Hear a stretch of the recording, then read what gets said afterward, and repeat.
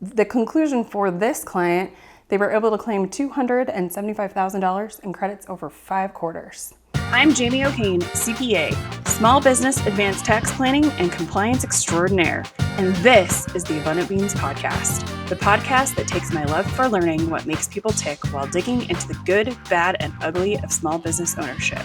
We strive to give you the insight that only those in the trenches of being and working with entrepreneurs can provide. Hey y'all, and welcome to the Abundant Beans Podcast. I'm your host, Jamie O'Kane. This is episode 3 in our mini-series highlighting our successes in helping our clients claim and receive employee retention credits. To date, we have completed filings claiming $1.5 million in credits over about 9 or 10 clients. For a quick refresher on how the employee retention credits work, the employee retention credit is a refundable payroll tax credit for eligible businesses that meet one of the following tests. The business had fully or partially suspended operations due to specific orders from a governmental agency. The business experienced a significant decline in gross receipts, or the business qualifies as a recovery startup business. Again, you only have to meet one of those tests. Many accountants are only doing test 2. Saying that people don't qualify if they didn't have a decline in gross receipts. That's not true. Our third case study is an established veterinary practice in Illinois. The practice has 2 locations with a total average of 24 employees, including the owners. Let's again walk through the steps we took to determine if the client was eligible for the credits.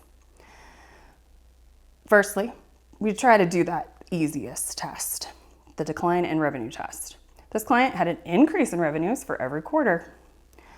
All right, test 2. We always do one in the hopes that we don't have to do test 2, but here we go. The governmental orders. Illinois gave us hell on this one.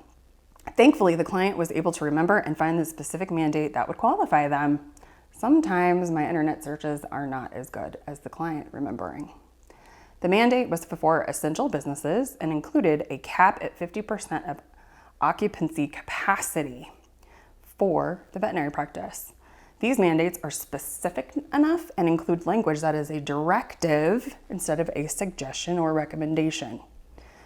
Again, we must prove that these mandates created an impact on the operations. To do that, we again asked our client to complete a spreadsheet that included an appointment and staff hour breakdown by month for the years 2019, 2020, and 2021. We then again did our analysis on those numbers to see if we could prove a more than nominal effect on this data during the applicable mandate period.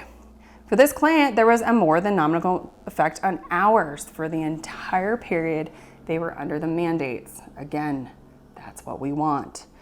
Then we calculated the credits for the applicable period and optimized for any PPP loan overlap with the mandate period.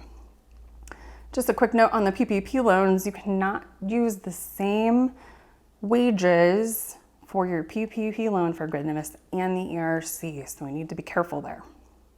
The conclusion for this client, they were able to claim $275,000 in credits over 5 quarters.